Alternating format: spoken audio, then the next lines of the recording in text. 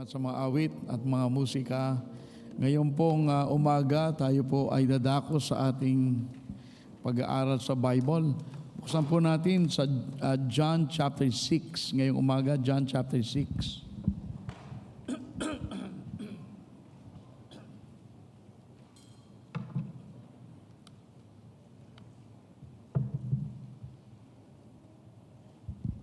John chapter 6 sa verse 37. Babasahin natin tatlong talata ngayong umaga at ito po ang ating pag-aaralan. Tayo po ay tumayo sandali at ating babasahin ang ating lugar. John chapter 6 simula po sa verse 37. Ito po ang sinasabi. All that the Father giveth me shall come to me, and him that cometh to me I will in no wise cast out. For I came down from heaven not to do mine own will, but the will of him that sent me. And this is the Father's will which hath sent me, that of all which he hath given me I should lose nothing, but should raise it up again at the last day. Ito po ating pag-aaralan. My message this morning is entitled Grace, God's Plan for Salvation. God's Plan for Salvation. Tayo po ay tumungo at pumikit. Tayo po ay manalangin. Dakilang Diyos, salamat sa iyong dakilang biyaya kung saan kami po ay nakatagpo ng kaligtasan at pagpapatawad sa aming mga kasalanan. At ngayong umaga, aaralin namin ito, kaya samahan mo kami, tulungan. At sa amin pong mga naririto na wala pa kay Kristo, bigyan mo po sila ng sapat na biyaya upang maunawaan ang kanilang tunay na kalagayan.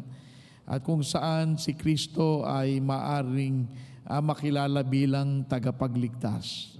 Gabayan mo kami, turuan, at ito po ang aming samot dalangin sa pangalan ni Jesus. Amen. Salamat po. You may be seated. Ito po ay ito po mga talatang ito ay magandang lugar sa ating Biblia patungkol po sa salvation natin. Patungkol sa salvation. Ang ating Panginoon po ay hindi namatay ng walang kabuluhan. In other words, nung siya po ay namatay, meron po talagang takdang bilang na maliligtas. Yan ang aking paniwala. Alam ng Panginoon kung ilan, pero ito po ay nagligtas ng Panginoon bilang gantimpala sa pagdurusa at kamatayan ng kanyang anak na si Jesus. In other words, ang ating Panginoon ay namatay, merong maliligtas. Alam natin yan kasi sabi diyan, all that the Father giveth me shall come to me. So, ito po mga ito ay maliligtas. Ngayon, ang tanong, ako ba ay kasama sa bilang na mga ito na maliligtas? Yun ang tanong. Hindi ko alam kayo, pero ako, alam mo, kasama ako dyan. Yang sinabing lahat ng sa Ama, lahat ng binigay ng Ama ay lalapit sa akin. Now, so ang tanong, kabilang ka ba dyan? Kaya ito po ang topic na pinili ko ngayong umaga sapagkat ang ating kaligtasan ay bunga ng biyaya ng Diyos. Pinag-usapan natin bunga, tayo'y naligtas para magbunga ang buhay. Pero magsimula tayo sa simula.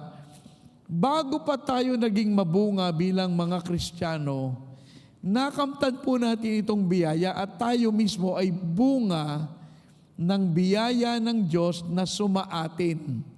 At ang bunga nga po niyan, nung ang biyaya ng Diyos ay sumagana, ang buhay natin ay nabago at nagbunga tayo ng mga magagawang bagay, magagandang gawa at mga Christ-like characters. Hindi naman yung mga katangian ng Panginoong Hesus ay ating na-adapt. At kaya tayo nagsisimba, nag-aaral para patuloy makamtan po natin ang mga bagay na ito. Minsan hindi natin alam paano ba maging paano maging asawa, maging anak, maging mamamayan, paano lahat 'yan natutunan natin as we study the Bible. So today we will look at how salvation works. paano gumagawa ang kaligtasan? Paano ba nangyayari? Bakit tayo naligtas? Bakit tayo? Bakit yung iba hindi naliligtas? Pag-aaral natin ito. Una, ang kaligtasan natin, a salvation initiated by God. Okay, yan ang una, Ang ating kaligtasan ay hindi gawa natin, Ang kaligtasan ko ay gawa ng Diyos, hindi ko gawa. Ako ay tumanggap lang ng biyaya. So pag-aralan natin. Kung ikaw po ay naligtas, ngayong umaga, kung ikaw ay naligtas, ito'y sa dahilan na ikaw po ay napili ng Diyos para maligtas. Hindi ka naligtas by accident or kung ano pa man. Ikaw ay naligtas kasi pinili ka ng Diyos para maligtas. Okay? Ngayon, yan maliwanag, all that the Father giveth me shall come to me. Bunga ka ng biyaya ng Diyos na ikaw ay ginising ng Diyos upang ikaw ay lumapit sa Kanya. Tiri mo yung verse number 44. Maganda nito No man can come to me except the Father which hath sent me draw him. Wala pong tao ang makakalapit sa Diyos sa Ama liban na siya ay i-draw. Mamaya ipapaliwanag ko kung ano ibig sabihin yung draw na yan. In other words, we love Him because He first loved us. Tayo po'y nakakilala sa Diyos sapagkat tayo unang inabot ng Diyos. We love Him because He first loved us. Now, hindi tayong unang nagmahal. Tayo ay minahal ng Diyos, kaya tayo natutunan natin mahalin siya.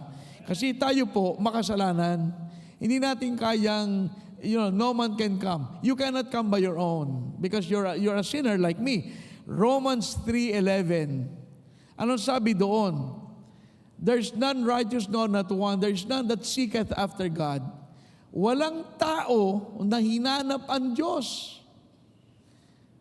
Ngayon, may mga tao, kaya yung iba, hinanap ang Diyos kasi nga, gawa ng biyaya ay gumawa.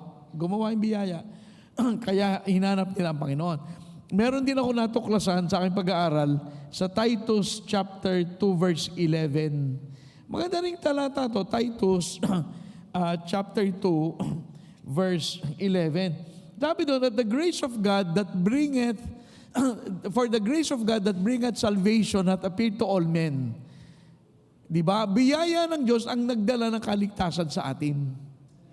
Kung hindi sa biyaya ng Diyos, hindi tayo mga kapatid naligtas. Biyaya talaga ng Diyos. Bakit? There's none that seeketh after God. Paano ka maliligtas? Hindi mo hinahanap ang Diyos ba't naman naligtas ka na ngayon? Kaya nga, the grace of God bringeth salvation. Kung hindi biyaya ng Diyos, hindi mo naman maiintindihan, di ba? Kasi hindi natin kayang unawain. Ngayon, kung babalikan natin ang ating teksto sa John 6:37, makita natin ang sabi, all that the Father giveth me. Alam niyo kung ano nakita niyo dyan? The sovereignty of God. Na ang Diyos ay merong pagkilos. Na ang ginawa ng Ama ay binigay tayo sa Kanyang anak. Kaya tayo lumapit So, nakita natin yung salvation, pero lumapit tayo. Lahat ng binigay ng Ama ay lumapit sa anak. Okay, dalawang bagay. Ang nakikita natin dyan, ang kaligtasan ay merong dalawang sangkap. Una, divine sovereignty.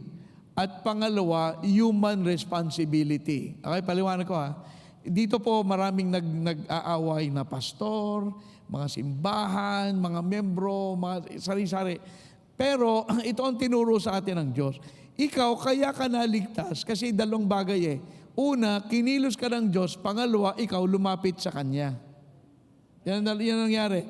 Kung titignan mo, babalikan mo ang talata, all that the Father, sa Panginoon yun all that the Father giveth me, shall come to me. Sino yung lumapit? Ikaw, hindi ka robot. Ikaw ang lumapit. Kaya ang ating kaligtasan, makita mo, dalawang bahagi. Merong pagkilos ng Diyos at pagkilos mo. Of course, ganito po yan. Kaya ka kumilos, kinilos ka ng Diyos. Kasi kung di ka kinilos ng Diyos, wala kang magagawa. Pero at least nakita natin, ang kaligtasan, dalawang bahagi. Paggawa ng Panginoon, para piliin ka, kasi ang dami natin, di ba? 8 billion tayo. Sino ba ang kikilusin sa atin? Di yung naligtas ang kinilos. Pero meron tayong responsibility, kinilos tayo ng Panginoon, tayo naman din ay tumugon. Now, kung pupunta tayo sa verse 44, no man can come to me except the Father which hath sent me, draw him. Okay? Ayon sa Bible, tayo ay drino ng Panginoon patungo sa anak. Now, ano ba ibig sabihin ng draw? Ibig sabihin, kung titingnan mo yan, it means to pull or drag. yung draw kasi, ginamit yan sa John 21 verse 6. Sa John 21 verse 6, nakakuha sila ng maraming isda and the fish were drawn. They were drawn. Ibig sabihin namin dyan, ha? Itong mga isda, they were not able to draw it for the multitudes of fishes. Ang dami nila nahuling isda. Anong ibig sabihin? Hinila, parang hinila. It was pull or drag, hinila. Okay? Now, ang isa pa, Acts 16 verse 19. Si Paul at si Silas ay kanilang hinuli and drew them into the marketplace. Nakita niyo yung salitang drew? Ibig sabihin yan ay parang hinila. Alam mo, kung i-apply mo yan sa John 6:44, tayo ay hinila ng Diyos patungo sa anak. Alam kung ba tayo hinila? Kasi hindi natin kayang lumapit. And God has to draw us. Kaya kung babalikan mo yan, which no man can come to me except the Father which hath sent me, draw him. Tayo ay hinila. Hindi naman ibig sabihin ayaw natin, ha? Nung tayo'y hinilang ng Diyos, ibig sabihin, nagising ng ating diwa, ay, teka, ako'y makasalanan, ako'y patungo sa impyerno. Kaya nung tayo hinila, tayo ay sumama. Para bagang dinala tayo sa patungo sa buhay, kaya tayo nabuhay, teka muna, ganito pala ang aking kalagayan. Parang naintindihan natin. Okay? Kaya ang kaligtasan, it was initiated by God. Hindi yan idea mo eh. Alam ko na si Cornelius, pinag-aralan natin minsan, siya, mabuting tao siya. Pero hindi niya naintindihan ang kaligtasan. Kaya siya naligtas kasi dinala ng Panginoon si Peter para mag-preach at binuksan ng Panginoon ang liwanag sa kanyang puso at isipan. So, ganun ang kaligtasan. It was initiated by God. Tayo ay kanyang idodraw o hihilahin patungo sa anak. Bakit kailangan gawin ng Diyos? Kasi tayo ay patay spiritually. Hindi mo kaya na lumapit sa Diyos sapagkat ikaw ay patay. Ang patay hindi gumagalaw. Alam mo, salamat na lang na tayo ay ginising sa ating kamatayan. Tayo binigyan ng buhay. Kasi kung hindi natin maintindihan. Punta tayo sa Ephesians chapter 2. Okay? This is how salvation works. Okay? Para maintindihan. Ephesians chapter 2. Tingnan mo sinasabi dito, verse 1. And you hath he quickened who were dead in trespasses and sins. Tanong, paano ka mananampalataya ay ikaw ay patay? Tingnan po ha. Kayo po, mga bisita, kasama kayo. Paano kayo mananampalataya kung hindi pa kayo nananampalataya kung kayo ay patay? So, hindi ka talaga malalapit. Paano ka lalapit? Wala kang unawa. Una, wala kang buhay. Ang walang buhay, walang kilos, walang action. Tingnan mo verse 4. Ephesians 2:4. By God, who is rich in mercy, for His great love wherewith He loved us. So, ang Panginoon ay mayaman sa habag. Verse 5, even when we were dead in sins, hath quickened us together with Christ. By grace you are saved. Nung tayo ay patay sa kasalanan, tayo ay kanyang pinuhay. Yung quicken ay binuhay patungo kay Kristo. By grace, sa biyaya tayo ay naligtas. So, binuhay tayo ng Diyos kasi tayo ay patay. At ang patay, hindi makakapag-desisyon yan. Patay siya eh. Nakita na ba kayo ng patay na gumalaw? Walang gano'n. Marami. Nung minsan lang, galing tayo funeral, nung minsan, ang patay does not move. Wala silang magagawang desisyon. So sa makatuwid, sila ay ganon tayo, okay? So, gawat ganon tayo, pero ang kaligtasan natin ay nagsimula sa Diyos, pero tayo ay responsible na lumapit. Tayo dapat, kung hindi ka pa naliligtas, let me tell you, you are responsible to come to Jesus. Sabi, paano tayo lalapit kung tayo patay? Ay ang Diyos nagbibigay ng buhay para tayo maligtas. Basta ang trabaho natin ay hindi natin ma-reconcile yung gano'n eh. Yung maraming bagay sa Bible, hindi natin ma-reconcile. Pero, ang mahalaga ito ang naintindihan mo, lumapit ka kay Kristo sapagkat yun ang paraan para maligtas. Ang sabi, babalikan natin yung text. Anong sabi sa text? All that the Father giveth me shall come to me. Your job is to come. Your job is not to understand how you can come, but your job is to come. If you want to be saved, you must come to Christ. Period. Madaling unawain, di ba? Kung gusto mong maligtas, kasi nang sabi, lumapit ka kay Kristo. Walang ibang daan patungo sa langit liban kay Kristo. Gusto maligtas, lumapit ka. Tanong, lalapit ka ba? Sabi, pag-iisipan ko, di ayaw mo. And that is why maraming hindi naliligtas. Kasi ina-analyze na mabuti. Hindi, huwag mo na ina-analyze. Lumapit ka kay Kristo, magmakaawa ka, magpakababa ka. Sabihin mo, Panginoon, ako'y makasalanan, gusto kong maligtas, patawarin mo ko, maliligtas ka. Eh, paano kung di ako kinilos? Pag sinabi mo yung gano'n sa Panginoon, ibig sabihin kinilos ka. Walang nananalangin ng gano'n na hindi kinilos. Huwag mo na isipin kung kinilos ka o hindi. Now, anong ibig sabihin na lumapit? What is to come to Jesus? Okay, ganito ha, panoorin nyo ha. Ako'y nakatayo dito. Si Kristo'y naroon. O, ito ha. Iiwan ko ito, pupunta ako dun. Ang ibig sabihin nun, ako'y lumapit. Pag ako'y lumapit, galing dito, meron kong iniwan eh. Di ba? Iniwan ko to. Iiwan ko to kasi si Kristo nandun. Doon ang salvation, wala dito eh. Ako'y nakatayo sa relihiyon. Wala ditong kaligtasan. Ako'y nakatayo sa gawang mabuti. Ako'y nakatayo sa pagsimba, sa pagtulong sa kapwa, paglilingkod. Wala nga dito eh. Wala akong confidence dito. Kaya iiwan ko to and I will come to Jesus. Lahat yung confidence na iwan mo. Kapag hindi mo iniwanan ang lahat ng tiwala sa kahit na ano paman, hindi ka maliligtas. That is how salvation works. You have to leave all of your tiwala at kay Kristo, sa Kanya ka magtiwala. Bakit? Acts 4. Neither is there salvation in any other, for there is none other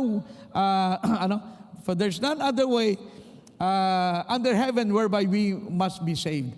Walang ibang daan patungo sa langit. Kung gusto mong maligtas, iwan mo lahat, lumapit ka kay Kristo. Sapagkat wala pong ibang daan. I am the way, the truth, and the life. No man cometh unto the Father but by me. Ay, ba't pipilitin mo yung sayo? Yun sabi sa Bible eh. Di ba? Ibig sabihin, magtiwala ka.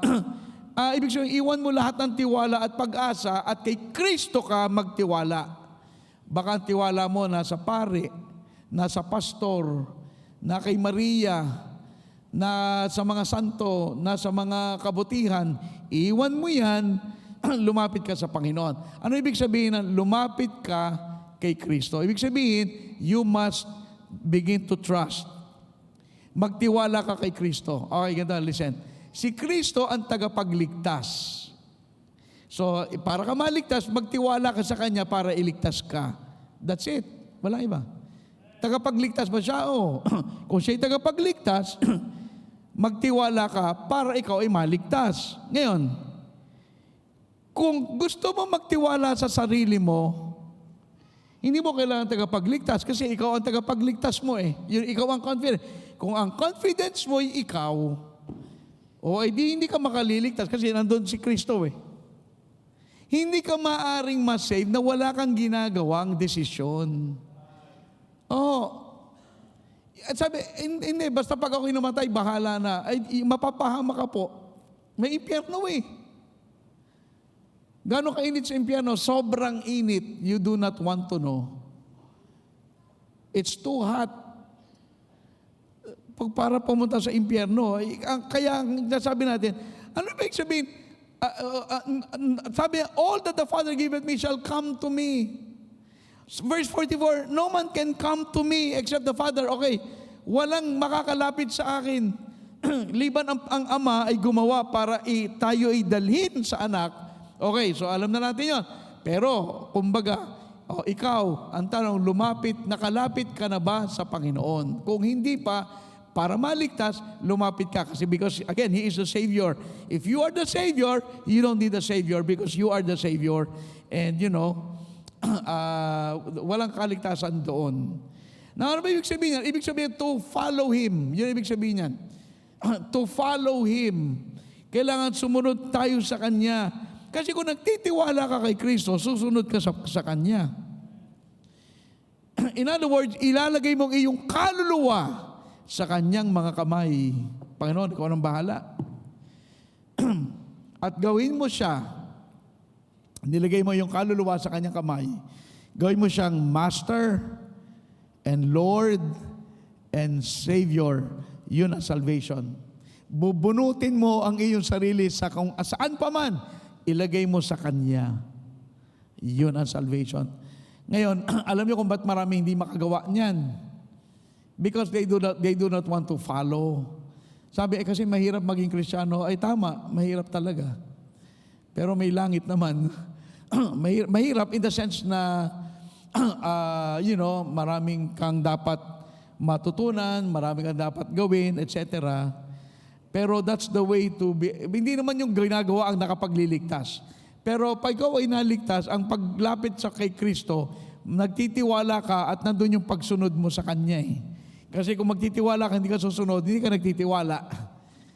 Ba't mo ilalagay ang buhay mo sa Kanyang kamay kung hindi ka nagtitiwala? Pag nilagay mo sa Kanyang kamay, siya nang bahala sa buhay mo, hindi na ikaw. Okay? So ang tanong nga ito will you trust Him? That's the question. Will you trust Christ? Because, kaibigan, if you do not, well, anong sasabihin ko? Ngunit, you will perish without hope. Forever and ever and ever. Walang katapusan. Sana ma-save ka. Kung di ka pa naliligtas, sana ma-save ka. Because otherwise, you will perish without hope forever and ever. Okay, pangalawa. So una, salvation is initiated by God. Mabuti na lang kasi kung hindi nag-initiate ang Panginoon, walang maliligtas, wala kahit isa. Because no man cometh to the Father except the Father which, no man can come. Okay, pangalawa, salvation protected by God. Na pag ikaw ay naligtas, okay na yan. Basta ikaw ay tumanggap kay Kristo, ikaw ay naligtas, you are kept and protected by God, not by yourself. Kasi kung ikaw mag-iingat, mahirap yon. Okay, punta tayo sa verse 38. For I came down from heaven, not to do mine own will, but the will of Him that sent me. In other words, sabi ng Panginoon, ako'y naparito, hindi yung kalooban ko, kung kalooban ng Ama. Okay, ano yung kalooban ng Ama?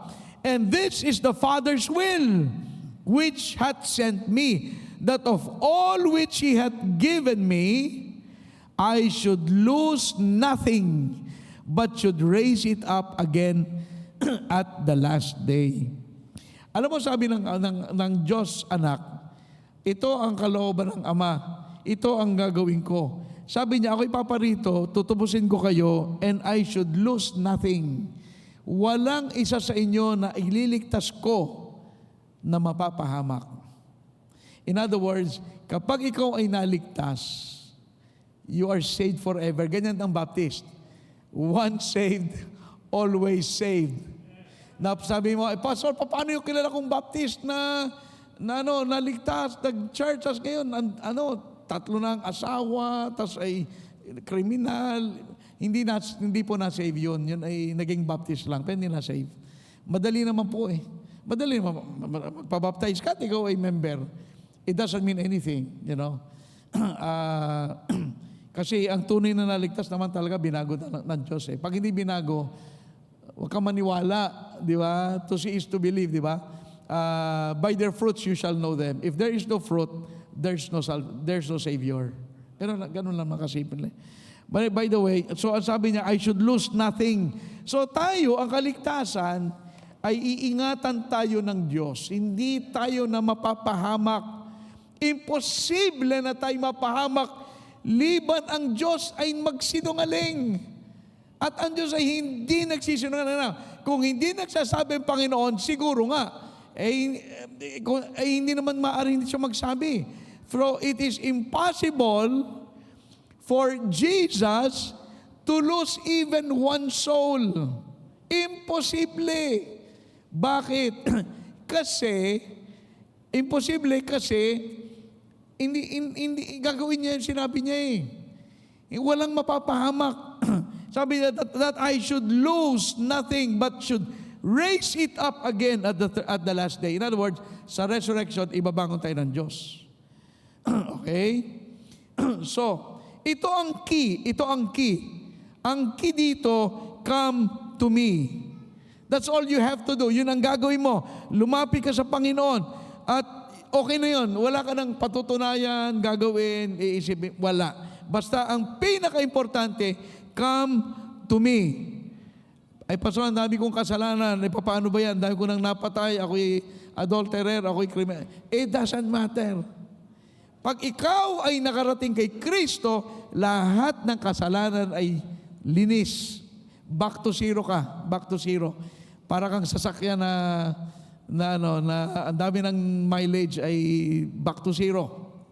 Parang ganon. Okay, ganon. So, Pastor, wala man ako nagawang kahit anong mabuti.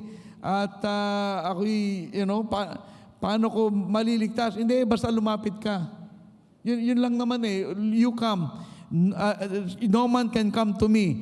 Basta, if you can come to Christ, okay na yun. Ang kaligtasan mo ay kept protected. Kahit na ikaw ang pinakamasama na Pilipino o kontraktor sa public works o kung ano pa man, o ano pa man ginawa mo, ikaw man yung mga nasa Iran, kahit na, ano man ang ginawa mo, mas dakila ang biyaya ng Diyos para linisin tayo sa ating kasalanan. Tandaan natin, ang salvation is by grace alone. Yan ay biyaya lamang ang kaligtasan. Romans 11:6, tingnan niyo ba ito? Romans 11, verse number 6. Okay, sagutin natin itong Romans 11:6. Ano ang sinasabi? Basically po, salvation lang walang iba. Basically, and if by works, then it is no more of work. If it is by grace, then it is no more of works. Otherwise, grace is no more grace. But if it be of works, then it is no more grace. Otherwise, work is no more work. So in other words, ang kaligtasan natin ay biyaya, walang kasamang gawa. Huwag kang mag-alala kung ano nagawa mo, kung ilan ang napatay mo, ilan ang ginawa mong kasalanan. Ang importante, you come. Kasi pag ikaw ay lumapit sa Panginoon by the grace of God, lahat ng kasalanan ay mahugasan and ikaw ay mapapatawad. Yun ang promise ng Panginoon Dapat tayo ay lumapit. We are saved by grace plus nothing. Walang gawa, walang patutunayan ko. Basta ganito yan. Pag ikaw ay naligtas, sigurado, gagawa ka ng mabuti. Otherwise, hindi ka naligtas. Yun lang naman yun Pag ikaw ay naligtas. So, ang kaligtas sa atin ay biyaya lang. Hindi ito biyaya at gawa. Listen. Kung tayo ay naliligtas sa gawa, kailangan hindi tayo magkasala hanggang mamatay. Sino naman ang hindi nagkasala hanggang mamatay? Lahat tayo araw-araw tayo nagkasala. Araw-araw makaisip ka ng masama, di kasalanan. Paano yun? Paano ka maliligtas? Kasi kung gawa, kailangan patuloy kang gumagawa para maligtas. Kung hindi ka makagawa isang araw, absent ka, hindi ka makagawa ng mabuti, paano makarating sa langit? That is why ang kaligtasan hindi gawa at biyaya, kundi biyaya lamang. Okay? So kung tayo naligtas sa biyaya ng Diyos, tayo ay iingatan at poprotektahan ng Diyos sa kanyang biyaya pa rin. Hindi po gawa, walang gawa. Ang kaligtasan ay puro biyaya ng Diyos. Okay, number 3 and last, a salvation guaranteed by God. Una, ang kaligtasan natin ay sinimula ng Diyos kaya tayo naligtas. Pangalawa, ang kaligtasan natin ay iingatan ng Diyos hanggang sa katapusan. Pangatlo, ang kaligtasan natin ay ginagarantiyahan ng Diyos. Tingnan niyo po ito ha. So, ang kaligtasan natin guaranteed by God's promise. Tingnan niyo po verse, balik tayo sa text. John 6:37. All that the Father giveth me shall come to me, and him that cometh to me, I will in no wise cast out. Sabi niya, I will in no wise. In other words, that is, anumang dahilan, kalagayan, kondisyon, panahon, o ano pa man, hindi maaari, I will in no wise cast out. Basta ikaw ay lumapit kay Kristo, ang kaligtasan mo ay garantisado. Sabi niya, I will in no wise cast out. Yung no wise, no reason, no condition, no circumstance, no time whatsoever para ikaw ay mawala yung salvation na meron ka. So ang kaligtasan ay guaranteed. Okay? Garantisado. Look at verse 39. And this is the Father's will which hath sent me, that of all that which He hath given me, I should lose nothing, but I should raise it up at the last day. Ano naman sa verse 40? Sir, 40 sabi dito, and this is the will of Him that sent me, that everyone which seeth the Son and believeth on Him may have everlasting life, and I will raise him up at the last day. I will raise him up. I will in no wise, sabi niya, I will in no wise cast out. In other words, ang ating salvation ay garantisado na makakamtan ito natin. Paano ka ika-cast out ng Panginoon? No? Kailangan magsinungaling ang Diyos para mangyari yon. Hindi ang Diyos ang sisinungaling. Now, di nyo nabasa sa Bible, ang Diyos ay tapat, ang Diyos ay perfect, hindi nagkakamali. Di ba? Hindi maaring magsinungaling ang Diyos kasi puro katotohanan ng Diyos natin. Ang Diyos ay banal. At paano niya gagawin? Ikaw ay itaboy sa langit. Sa anong paraan gagawin? Sa magitan ng kanyang kamay na may butas ng pako, kung saan siya ipinako, kung saan itong sugat na ito ang nagbayad para sa ating kasalanan, tapos itataboy ka ng Diyos sa langit. Hindi mangyayari kasi nga, yung mga kamay na yun ang nagligtas sa iyo eh. Paano ka mapapahamak? Ngayon, isa pang tanong, ano ang papakinabangin ng Panginoon kung tayo ay itaboy sa langit, palabas ng langit? Ano ang papakinabangin ng Diyos? Kung ikaw na Kristiyano ay ibulit sa impyerno, anong papakinabangin? Madadagdagan ba ang kanyang glory? Ang Diyos ba mas higit matutuwa? Pag merong isang kaluluwa na hindi naligtas, matutuwa ang Diyos? Of course not. Ang glory ba ay madadagdagan? Of course not. Kapag ang Panginoon ay itinaboy ang isa, palabas ng langit, patungo sa impyerno, alam mo ang tanong dyan, sino na ulit ang mangangaral ng Ebanghelyo? Alam mo, ako nangangaral, ang buhay ko, binigay ko na sa pangangaral ng Biblia. Kung merong isang hindi maliligtas, ay ayoko na magpastor, magre-resign na ako. Kasi malay ko kung totoo yan. Merong nagtiwala, pero napahamak pa rin eh. Sino magsasabi kung ilan ang itataboy ng Diyos? Kung merong isang tinaboy, hindi kahit maaaring kalahati itaboy.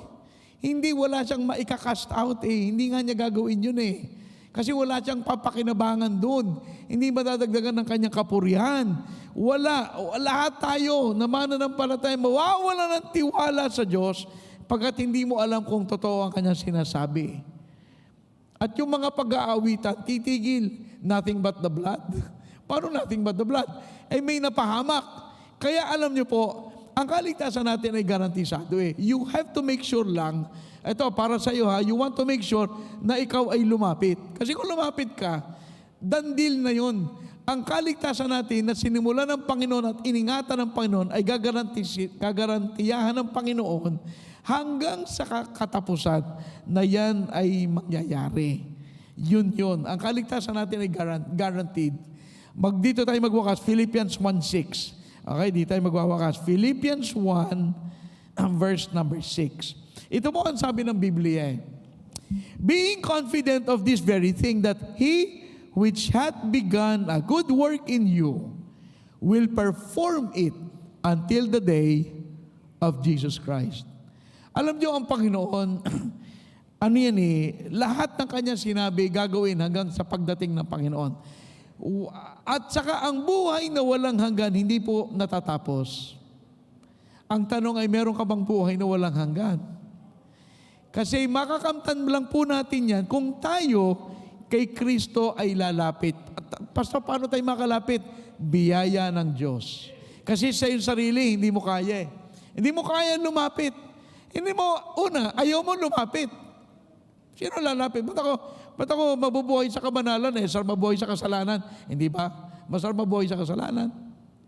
Sinong gustong mawala ang kasalanan? Wala. Kasi in the flesh, hindi natin gusto yun eh. Ang gusto natin, gagawin ko yung gusto ko. Hindi yung gusto ng Diyos, di ba? Kaya tayo hindi maliligtas. Liban, tulungan tayo ng Diyos para lumapit sa kanyang anak. Ngayon, sabi mo, pwede mo ba sabihin, Pastor, hihintayin ko na ako'y kilusin ng Diyos. Hindi ka makikilos.